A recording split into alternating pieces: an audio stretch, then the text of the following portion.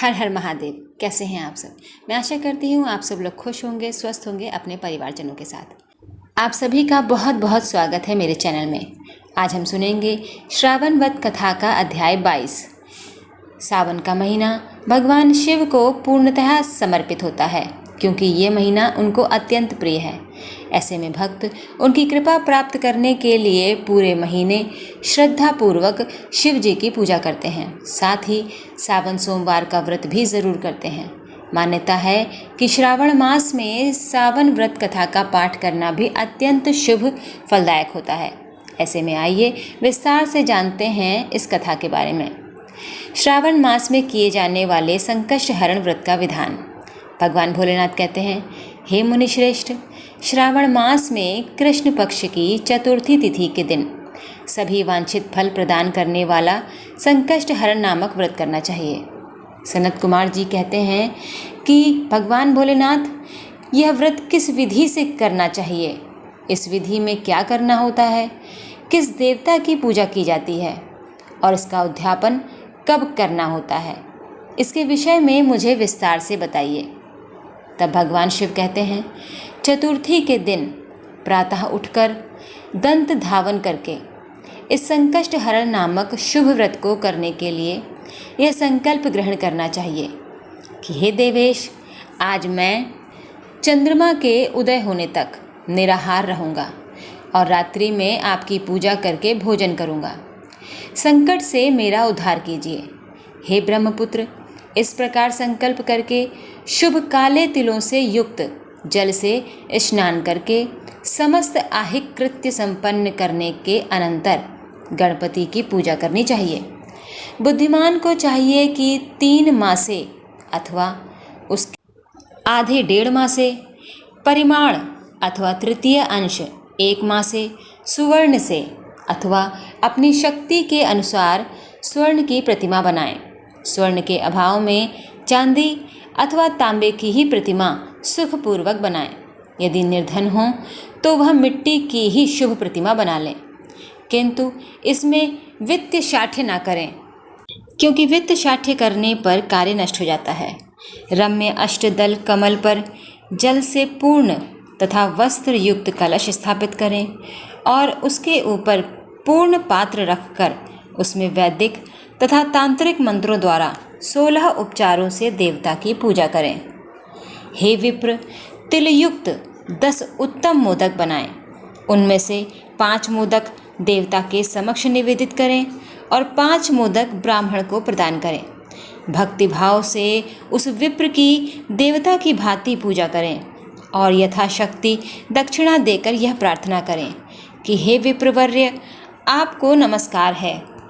हे देव, मैं आपको फल तथा दक्षिणा से युक्त 5 मोदक प्रदान करता हूँ। हे द्विज श्रेष्ठ, मेरी विपत्ति को दूर करने के लिए इसे ग्रहण कीजिए। हे विप्ररूप गणेश्वर, मेरे द्वारा जो भी न्यून, अधिक अथवा द्रव्यहीन कृत्य किया गया हो वह सब पूर्णता को प्राप्त हो। इसके बाद स्वादिष्ट अन्न से ब्राह्मणों को प्रसन्नतापूर्वक भोजन कराएं, उनके चरण स्पर्श करें, आशीर्वाद ग्रहण करें। तत्पश्चात चंद्रमा को अर्घ्य प्रदान करें। उसका मंत्र प्रारंभ से सुनिए। हे क्षीर सागर से प्रादुर्भूत, हे सुधारूप, हे निशाकर, हे गणेश की प्रीति को बढ़ाने वाले, मेरे द्वारा दिए गए अर्घ्य को ग्रहण कीजिए। इस विधान के करने पर गणेश्वर अति प्रसन्न होते हैं और वांछित फल प्रदान करते हैं। अतः इस व्रत को अवश्य करना चाहिए।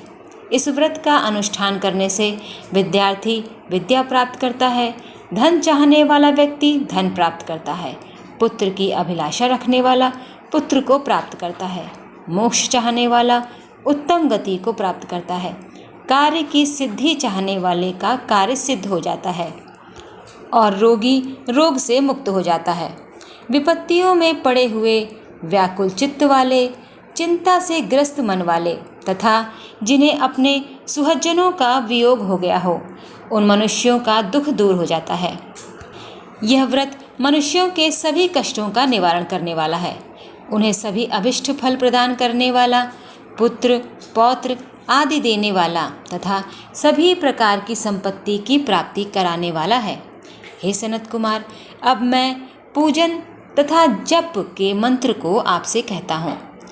प्रणव के पश्चात नमः शब्द लगाकर बाद में हे रंभ, मदमोदित तथा संकष्टस्य निवारण, इन शब्दों का चतुर्थ्यंत जोड़कर पुनः अंत में स्वाहा प्रयुक्त करके इस 21 वर्ण वाले मंत्र ओम नमो हेरंबाय मदमोदिताय संकष्टस्य निवारणाय स्वाहा को बोलना है। बुद्धिमान व्यक्ति को चाहिए कि इंद्र आदि लोकपालों की सभी दिशाओं में पूजा करें। अब मैं मोदकों की दूसरी विधि आपको बताता हूँ। पके हुए मूंग तथा तिलों से युक्त घृत में पकाए गए तथा गरी के छोटे छोटे टुकड़ों से मिश्रित मोदक गणेश जी को निवेदित करें। तत्पश्चात दूर्वा के अंकुर लेकर इन नाम पदों से पृथक पृथक गणेश जी की पूजा करें। उन नामों को मुझसे सुनिए। हे गणाधिप, हे उमापुत्र, हे अघनाशन, हे एकदंत, हे इभवक्त, हे मूषक वाहन, हे विनायक, हे ईशपुत्र, हे सर्व सिद्ध प्रदायक, हे विघ्नराज, हे स्कंद गुरु, हे सर्व संकष्ट नाशन, हे लंबोदर, हे गणाध्यक्ष, हे गौर्यम गमल संभव, हे धूमकेतु, हे भालचंद्र, हे सिंदूरासुर मर्दन, हे विधा निधान, हे विकट, हे सूर्पकर्ण, आपको नमस्कार है। इस प्रकार इन 21 नामों से गणेश जी की पूजा करें। तदंतर भक्ति से नम्र होकर प्रसन्न बुद्धि से गणेश देवता को इस प्रकार प्रार्थना करें। हे विघ्नराज, आपको नमस्कार है। हे उमापुत्र, हे अघनाशन, जिस उद्देश्य से मैंने यथाशक्ति आज आपका पूजन किया है, उससे प्रसन्न होकर शीघ्र ही मेरे हृदय स्थित मनोरथों को पूर्ण कीजिए। हे प्रभु, मेरे समक्ष उपस्थित विविध प्रकार के समस्त विघ्नों का नाश कीजिए। मैं यहाँ सभी कार्य आपकी ही कृपा से करता हूँ। मेरे सभी शत्रुओं की बुद्धि का नाश कीजिए तथा मित्रों की उन्नति कीजिए। इसके बाद 108 आहुति देकर होम करें। तत्पश्चात व्रत की संपूर्णता के लिए मोदकों का वायन प्रदान करें। उस समय यह कहें, गणेश जी की प्रसन्नता के लिए मैं 7 लड्डुओं तथा 7 मोदकों का वायन फल सहित ब्राह्मण को प्रदान करता हूँ। तदंतर हे सत्तम, पुण्यदायिनी कथा सुनकर इस मंत्र के द्वारा 5 बार प्रयत्नपूर्वक चंद्रमा को अर्घ्य प्रदान करें। क्षीर सागर से उत्पन्न तथा अत्रि गोत्र में उत्पन्न हे चंद्र, रोहिणी सहित आप मेरे द्वारा प्रदत्त अर्घ्य को स्वीकार कीजिए।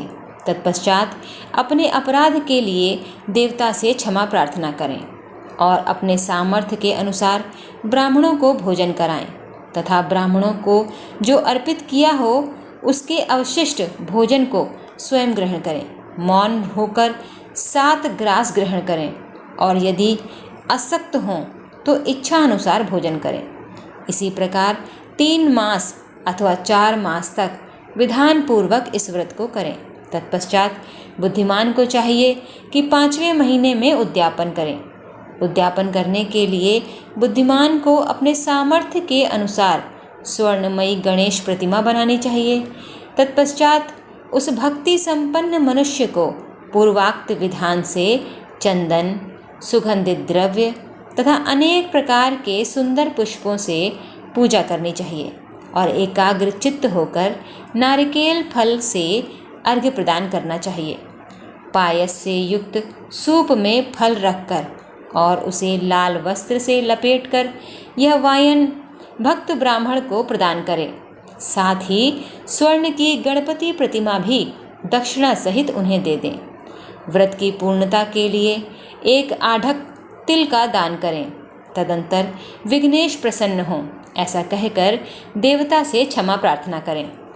इस प्रकार उद्यापन करने से अश्वमेघ यज्ञ का फल प्राप्त होता है और मनोवांछित सभी कार्य सिद्ध हो जाते हैं। हे सत्तम, पूर्व कल्प में स्कंद कुमार के चले जाने पर पार्वती ने मेरी आज्ञा से 4 महीने तक इस व्रत को किया था। तब 5वें महीने में पार्वती ने कार्तिकेय को प्राप्त किया था। समुद्रपान के समय अगस्त जी ने इस व्रत को किया था और 3 मासों में विघ्नेश्वर की कृपा से उन्होंने सिद्धि प्राप्त कर ली। हे विप्र, राजा नल के लिए दमयंती ने 6 महीने तक इस व्रत को किया था। तब नल को खोजती हुई दमयंती को वे मिल गए थे।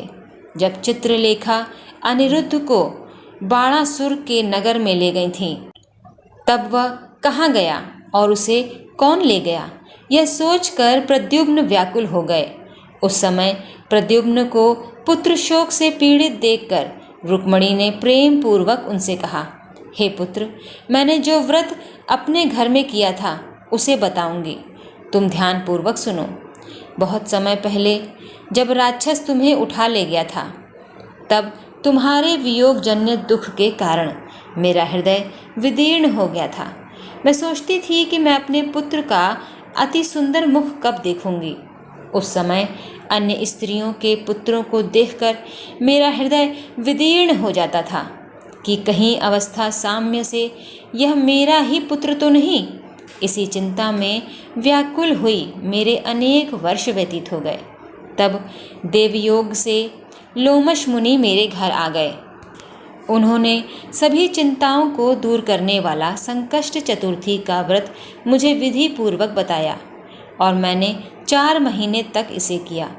उसी के प्रभाव से तुम शंबरासुर को युद्ध में मारकर आ गए थे। अतः हे पुत्र, इस व्रत की विधि जान करके तुम भी इसे करो, उससे तुम्हें अपने पुत्र का पता चल जाएगा। हे विप्र, प्रद्युम्न ने यह व्रत करके गणेश जी को प्रसन्न किया। तब नारद जी से उन्होंने सुना कि अनिरुद्ध बाणासुर के नगर में है। इसके बाद बाणासुर के नगर में जाकर उससे अत्यंत भीषण युद्ध करके और संग्राम में शिव सहित बाणासुर को जीतकर पुत्रवधु सहित अनिरुद्ध को प्रद्युम्न घर ले आए। हे मुने, इसी प्रकार अन्य देवताओं तथा असुरों ने भी विघ्नेश की प्रसन्नता के लिए यह व्रत किया था। हे सनत कुमार, इस व्रत के समान सभी सिद्धियां देने वाला इस लोक में कोई भी व्रत, तप, दान और तीर्थ नहीं है। बहुत कहने से क्या लाभ है। इसके तुल्य कार्य सिद्धि करने वाला दूसरा कुछ भी नहीं है। अभक्त, नास्तिक तथा शठ को इस व्रत का उपदेश नहीं करना चाहिए, अपितु पुत्र, शिष्य, श्रद्धालु तथा सज्जन को इसका उपदेश करना चाहिए। हे विप्र, हे धर्मिष्ठ, हे विधिनंदन, तुम मेरे प्रिय हो तथा लोकोपकार करने वाले हो, अतः मैंने तुम्हारे लिए इस व्रत का उपदेश किया है। इस प्रकार श्री स्कंद पुराण के अंतर्गत ईश्वर सनत कुमार संवाद में श्रावण मास महात्म्य में चतुर्थी व्रत कथा का 22वां अध्याय संपूर्ण हुआ। तो इस प्रकार भक्तों, आप लोग सुन रहे थे श्रावण मास कथा का 22वां अध्याय। आपको सुनकर कैसा लगा मुझे ज़रूर बताइएगा। मेरी वीडियो को लाइक करिएगा, शेयर करिएगा, मेरे चैनल को ज़रूर सब्सक्राइब कर लीजिएगा। तब तक के लिए हर हर महादेव।